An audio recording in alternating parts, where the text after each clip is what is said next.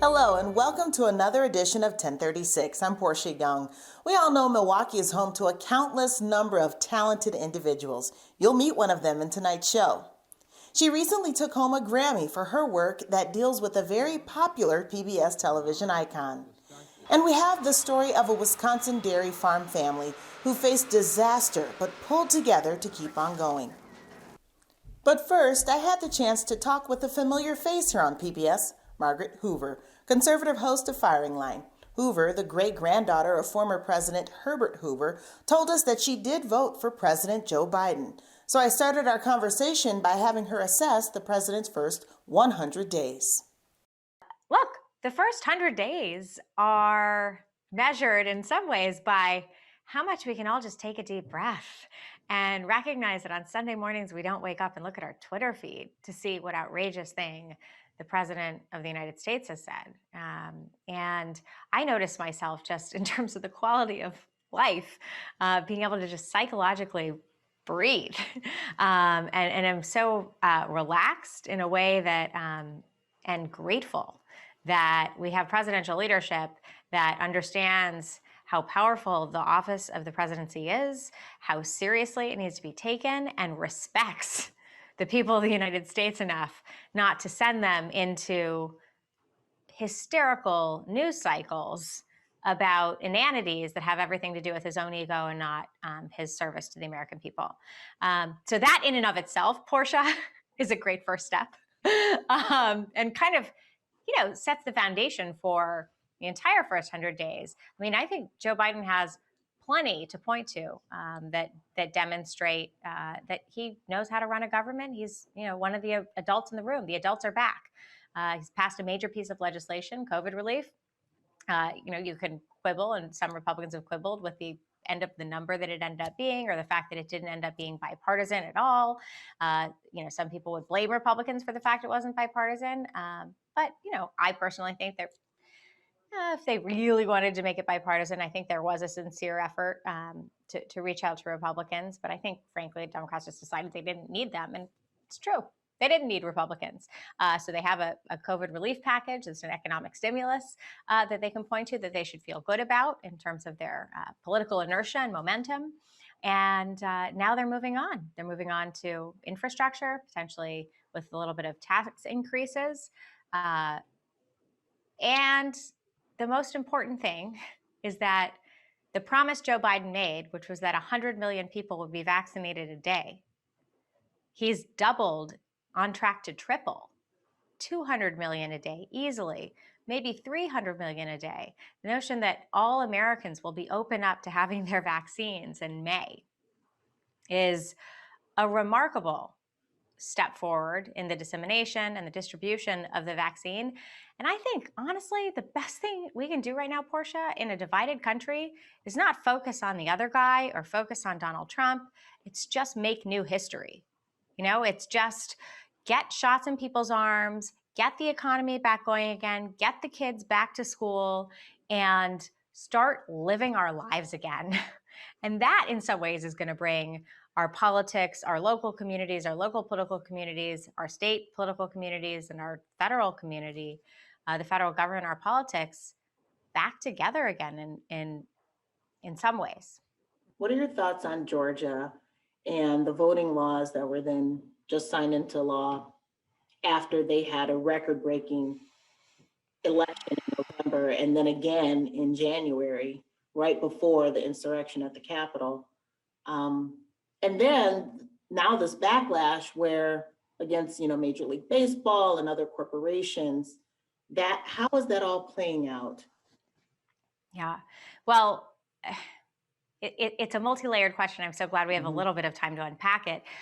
I mean, the number of people who voted in Georgia in 2020, in not one, but those both elections, a special election and the general election was just extraordinary. It was extraordinary. I give a lot of credit to Stacey Abrams, but I also give a lot of credit to the fact this was just an enormously high turnout election, and people from all corners of Georgia turned out. And I think the elections were held openly, transparently, in a way that made it easy for people to vote. And I think that's a good thing. And I think Georgia should do more of that. And I think all states should do more of that.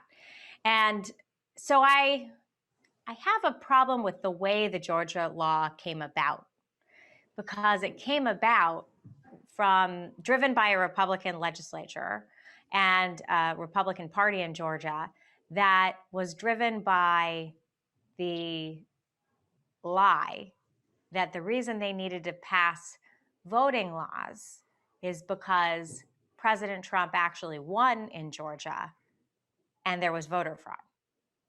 I mean, the Secretary of State, Brad Raffensperger of Georgia, was very clear. This was a very safe, fair, open election. There was no fraud. Joe Biden won it fair and square. Raphael Warnock won it fair and square. Joe Ossoff won it fair and square, and the Republicans lost. And the Republicans lost largely behind closed doors. They'll tell you on the record, off the record, depends who it is. They lost because of Donald Trump. He was a bad candidate. And the Republican base, and many, many millions of Republicans across the country, still in large part believe Donald Trump, that he lost because of voter fraud. So I think the Republican Party in Georgia, the GOP Republicans in the state legislature, felt compelled to pass a voter law to answer the outrage of their base and the big lie the base continues to propagate along with Donald Trump in order to prevent, quote unquote, voter fraud in the future. Now, the law itself, it's sort of interesting, and some of the details of the law have gotten lost in all the hysteria in the fallout from the law. Some of the details of the law, frankly, the law overall, in many ways, is a much more liberal voter law than existed in 2019 before the pandemic. Certainly, it doesn't extend all of the freedoms and facility of voting that were extended during the pandemic. There aren't nearly as many drop boxes that will be allowed now in the new law as there were in 2020. But drop boxes were never legal in Georgia before 2020. And so they've written them into the law for the first time. Souls to the polls, the Sunday voting is allowed. Voting is allowed 17 days early before the election, which is more than some blue states like New York, where it's only allowed 9 days before the election. So they got rid of the signature match, which was that horrible voter suppression plank of the law that required signatures to match, and it was a great way of getting people who you didn't want on the rolls off the rolls. So there are some elements of it that actually on their face are probably okay, and probably a large part of us could agree we'd be comfortable with. But I think it was the spirit of the law, the spirit and the fact that the Republicans didn't come at this from a good faith position. In fact, that Republicans even at one point wanted to remove souls from the polls, the effort to allow Sunday voting. The only reason Republicans wanted to disallow Sunday voting is to diminish Black turnout, because they don't believe Black Georgians are going to vote for them. And so that's just, sort of a corrupt bargain from the beginning. And I think once, you have all this sort of bad will and bad faith spun up in a bill, if you even get a bill that ends up having elements of it that are improvements on the prior law, the whole bill itself, I think, loses. And the state of Georgia is losing now in the fallout from it. So I think that's what you're seeing, and I think the details of the bill are getting lost in, the cauldron of hyper-partisanship and polarization, and frankly, the lie and the big lie that Donald Trump propagated that caused the law to be pushed forward and rushed ahead in the first place. And then the backlash for private corporations who are speaking out. I mean, it's their right to do that. They're a private company. Yeah. And then also getting penalized by some of the Georgia Republicans saying, well, we're going to take your tax breaks away. Is that a Republican idea? It's so, I mean, not traditionally, right? But the Republican Party became the party of Trump, which became a party all about one person, and then a party that was punitive and vindictive about that one person. It's not about ideas anymore. It's not about, job creation, economic growth. Look, people have a right to have a position. You can vote with your feet. You can support Coke or Delta or not support Coke or Delta. But this notion that the government would then penalize corporations because they've decided to take a stand. Let the consumers penalize or reward them. But no, to answer your question, Portia, this is not a small C conservative or big C conservative, at least what was typically been connected to the modern American conservative movement, this plank of economic freedom, economic libertarianism. It's completely divorced from that. How do the American people start to believe in each other again? I don't know what the answer is, but I know there are some things that are tearing us apart that we should definitely tackle. One of them is the way we use social media, the way we use the internet. I mean, the internet, there's a series of incentives around the internet that where Facebook is incentivized for you to click and stay on and buy things. And if we were to reorganize how we interface with the internet in a way that, and this is, by the way, I'm borrowing this idea from Ann Applebaum, who was recently on my program. She has a wonderful piece, which I refer everybody to, in the Atlantic last month, called How to Put Out Democracy's Dumpster Fire. And it points to how the internet, I mean, we all know this intrinsically in our own lives, but she catalogs how the internet has really torn us apart and torn our social fabric apart in so many ways. It has helped silo us. It has self-radicalized many people in their politics. And if we were to design an internet that stopped doing that somehow, and frankly, maybe did the inverse, encouraged us to cultivate our connections with other people positively, even people we disagree with, and somehow, put a premium on the values that we cherish in democracy, like human rights and free speech and respecting your neighbors. Alexis de Tocqueville, she writes in the piece, of course, was the famous French observer of early American democracy in the 1830s. And he observed that Americans had these mass of local associations and community organizations that helped weave the fabric of America together. But we lament that in recent years, our society has gotten more fragmented, as Robert Putnam documented in Bowling Alone. People have become more isolated and more detached from one another and less connected to those kinds of associations and community organizations and faith-based organizations that pull people together, the work of democracy, so that you know who your neighbor is and your local mayor or your local city representative is. And what if we had an internet that fostered and cultivated those kind of mediating institutions and interactions with our communities and our not just our friends and families and quote unquote friends, but the people in our communities, so that the work of democracy was happening while we were online as well, so that being online and our experience online wasn't self-isolating and self-radicalizing, but the reverse.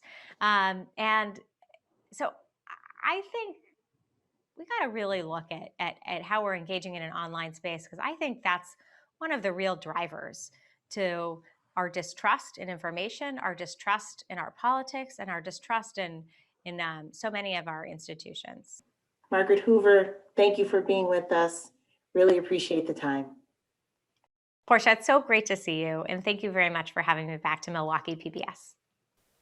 You can watch Firing Line with Margaret Hoover on Fridays at 7:30 right here on Milwaukee PBS. Wisconsin has lost more than 1,000 dairy farms in the last couple of years for many reasons, including low milk prices, trade wars, and changing consumer tastes. Members of one family farm in Clark County, Wisconsin, have experienced these challenges along with having to pick up the pieces following destruction on their farm.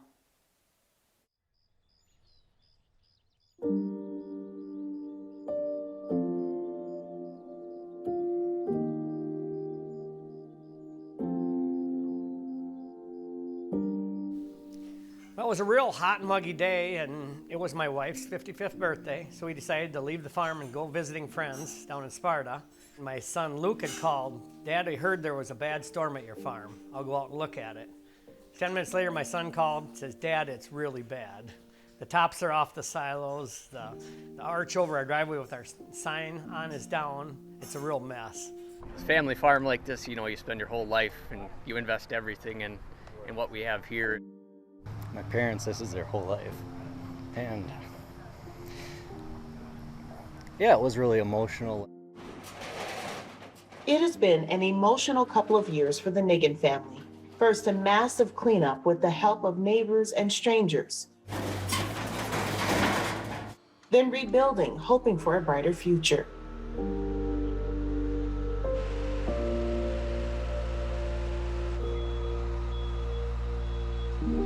There were a lot of emotions. So after the tornado went through, we had a family meeting in the kitchen, and everybody was sitting around the table, all my siblings and parents and sister-in-law, just to decide where we wanted to go from there. Everybody agreed that we were going to clean everything up and rebuild to some extent. In the end, we decided to rebuild this the way it was, and I think everybody still agrees that that was a good decision. The Niggin farm is in Clark County, where there are more cows than people. In the last couple of years, Wisconsin dairy farms have shut down in record numbers due to the up and down milk pricing, trade wars, labor issues, changing consumer tastes, and farmers getting older with no one to take over the farm. The Niggins have had similar challenges and concerns. Daughter Kristen Niggin made a big decision herself recently to leave her dairy-related desk job and return to her family's farm. I grew up helping on the farm, being outside all the time, and the office was more of just people, working with people, which was no problem, but a lot of paperwork too, whereas I'd rather be out working with cattle and everything along with it. And when the time came to tell her dad about her decision, she got some help from another special man in her life. Her boyfriend's name is Justin. Justin said, Kristen, should we help your dad milk cows tonight? She says, yeah. So they came to the barn, we started milking, the three of us were milking. And Justin says, Kristen, do you have something to ask your dad? Then he said, I'm gonna go help your mother feed calves, and he left. And then Kristen, kind of with tears in her eyes, Dad, can I come back to the farm with you? He says, yeah, I'd love you to, Kristen. It was wonderful. I was very, very happy to hear that.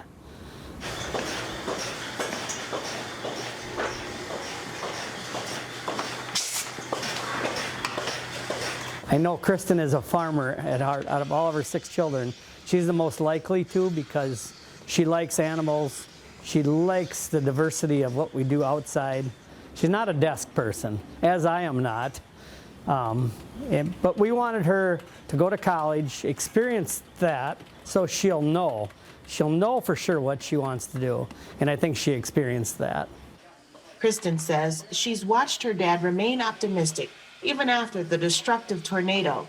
And though she's not quite sure about taking over the farm one day, she's grateful for everything she learns from her dad. He's willing to change with the times. He wants to try new things and is smart about it too. And he does listen to his kids, so that helps. He has a very open mind, which is not easy for a lot of farmers, especially older farmers, to open up and let their kids come back and teach them something different. But my dad's taught me a lot, and I can't even say how much he's taught me, honestly.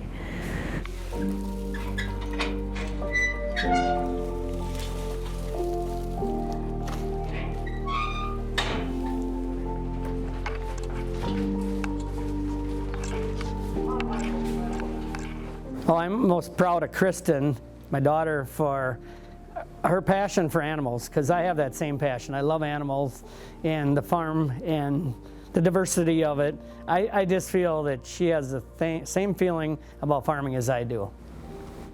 I think it's in her blood and it's what she likes to do. The Niggin family is one of the many dairy families our producers have met as they work on a documentary with our partners at the Milwaukee Journal-Sentinel about Wisconsin's struggling dairy industry. Look for that documentary in the near future here on 1036. As I said at the beginning of the program, Milwaukee has produced many talented people. The woman you're about to meet is one of them. She has won 2 Grammy Awards. The most recent one just announced last month, so she's waiting for it to be delivered. Sandy Max caught up with the record producer, Cheryl Pavelski. I've only seen them from afar like this. They're heavy. There you go. That's number 1, and it's looking for a friend. Pavelski grew up in Milwaukee, attended Pius High School, and was a member of several Milwaukee bands. She graduated from Marquette University and moved to Los Angeles. After working for a number of record companies over 2 decades, she co-founded Omnivore Recordings. Her music label focuses on creating enduring legacies of music for her artists and their families. Well, music is in Milwaukee's blood, right? I mean, there is music coming out of every place in that city, and every excuse to have a festival and a party, everything from their polka bands to their cool rock bands that I used to follow around. And the ethnic diversity of the city certainly lent itself to exposing me to different kinds of music. And I was hardwired from an early age. How does Mr. Rogers come to you? Congratulations on your 2021 Grammy. Best Historical Album. Thank you.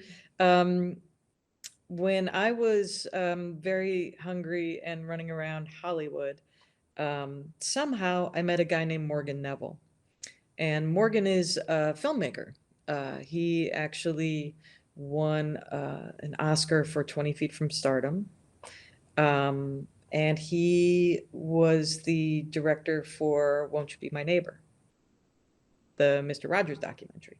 So I went to see his documentary, was blown away. I thought it was just beautiful. And he's become such a wonderful filmmaker and storyteller that I just walked out saying, Morgan, where's the soundtrack? And he said, but I would love to see some of that music get out there again. Call the Fred Rogers Company. So I called him up and I said, I'd really like to get some of this stuff back in print, because I looked around and there really wasn't, people, you could go find old vinyl, but there really wasn't anything like even a proper best of. So I called them up and I said, I would really like to do a new best of. And the guy on the other end of the phone, he was very sweet, but he was like, really? I said, yes. And could you also please see if there's any previously unissued tracks by Mr. Rogers?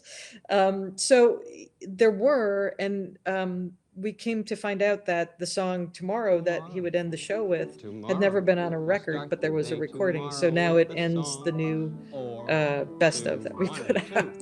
Tomorrow, we'll start the day tomorrow with a smile for you. All of the music from Mr. Rogers' Neighborhood was played live on the TV set, complete with jazz improvisations to fit the scene and mood.